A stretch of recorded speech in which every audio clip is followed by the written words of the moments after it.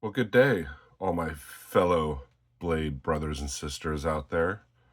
Welcome to the Tiger Pit. Yes, I got a few new Bear & Son Barlows. Most of you have seen this video. This is the stainless steel stag bone made to look like stag. Not everybody's most desirable because of the stainless steel, but I wanted this setup, and this is the only one they have in the bone stag. I really like it. I did a full video on this. You can check it out. Had a few complaints by people saying, oh, I wish it was a spear point or drop point, and I wish it had brass liners. Well, these don't. It's a sheep's foot with swedging, a long pole, and stainless steel liners, kind of like Rosecraft. But you can't see how the bolsters and the liners are actually separate. So I wanted to pick up a wood one and a white bone one. Well, you can get the stainless steel in wood like this. This is a walnut.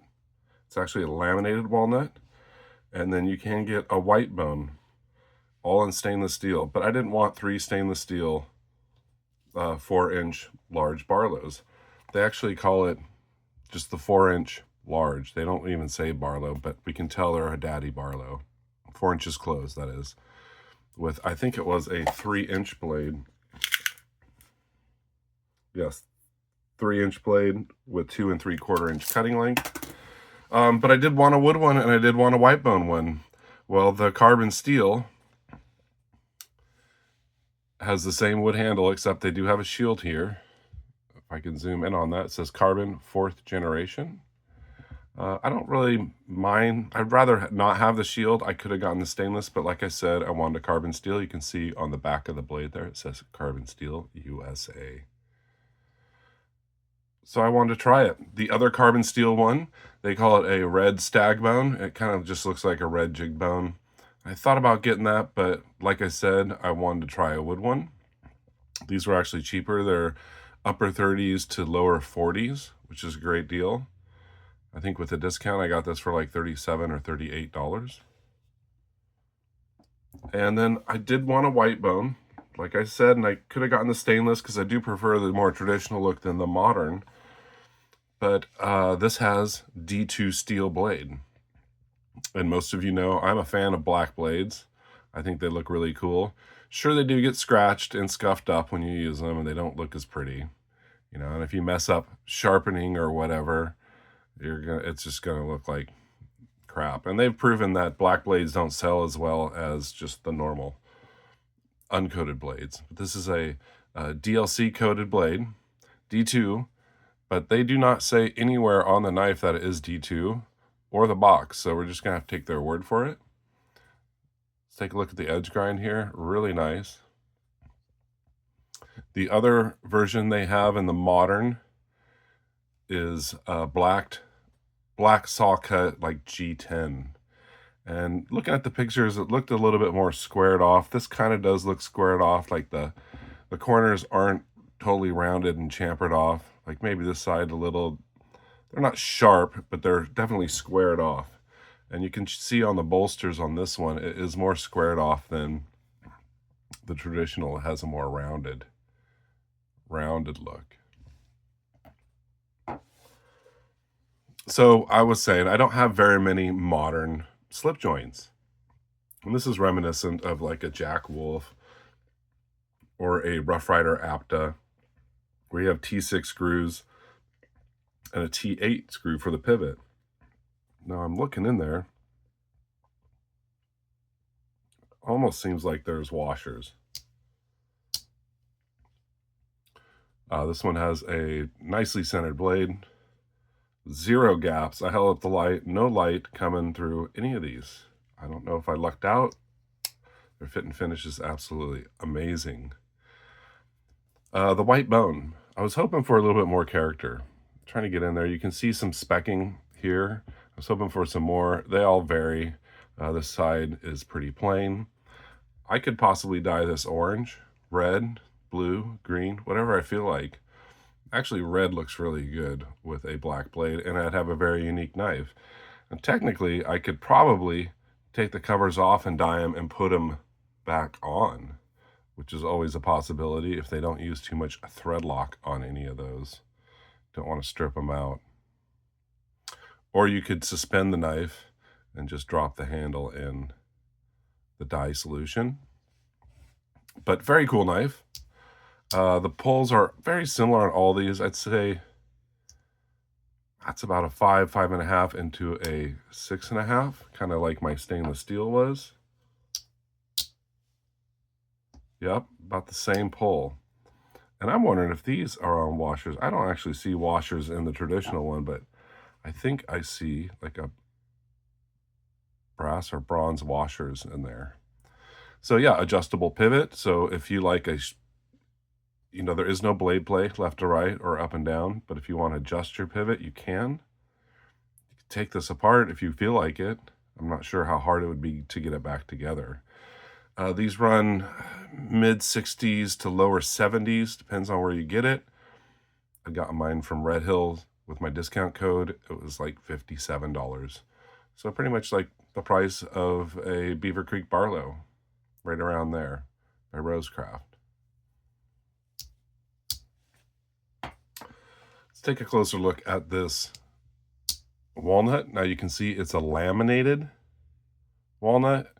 I'm not a huge fan of laminated walnut unless it's like a gun stock.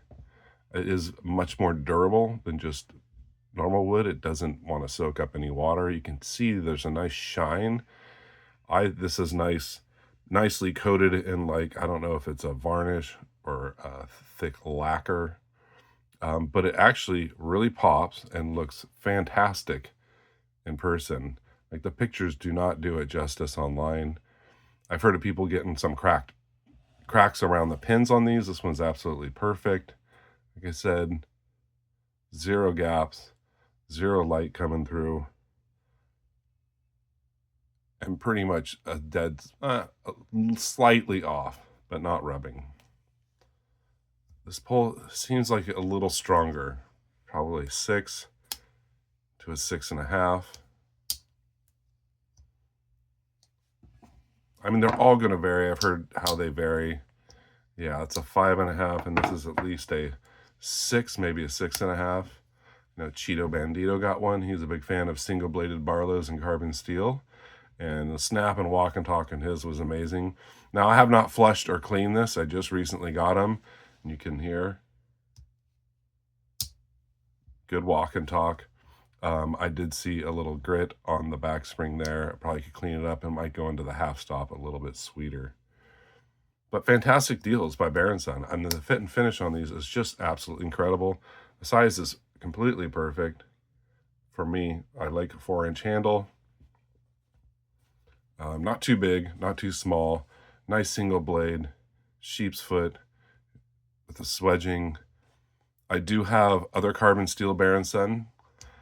I have a Trapper, and I also have like a large Sodbuster Junior lockback. And they always put such a nice mirror polish on these. I think the stainless steel might have, I mean, this has oil on it actually that I haven't wiped off. But they do a really nice mirror polish on these. So yeah, instead of getting all of them, like 3 stainless steel, 3 carbon steel, which the Yellow Delrin's the other one, and they only have 2 of the moderns in D2, but they also have the moderns in Damascus, which I think are over $100.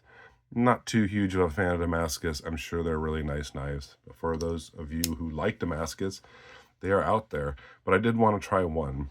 So I got one of each steel, the D2 modern, which, like I said, the screws, I don't really like the look, but it kind of gives it that modern traditional look.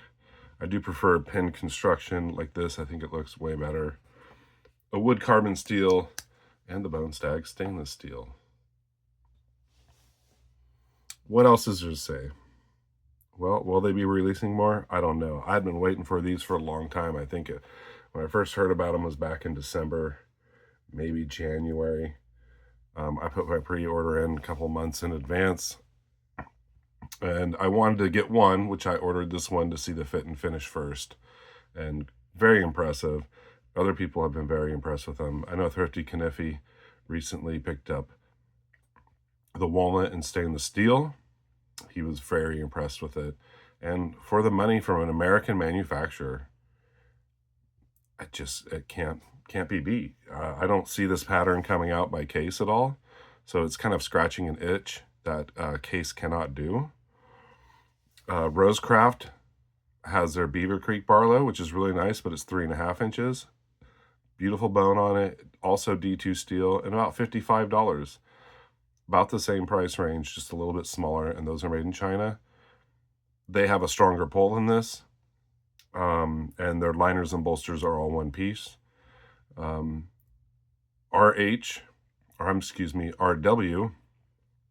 in my last video, I had commented on the fit and finish was so nice on these. People were wondering, like, is Rough Rider made them? Are they shipped off into, China? Is China putting them together? Called and talked to the niece at Bear & Son. I think he has some connections at Bear & Son. And they confirmed and verified that all these are, in fact, made at their plant in,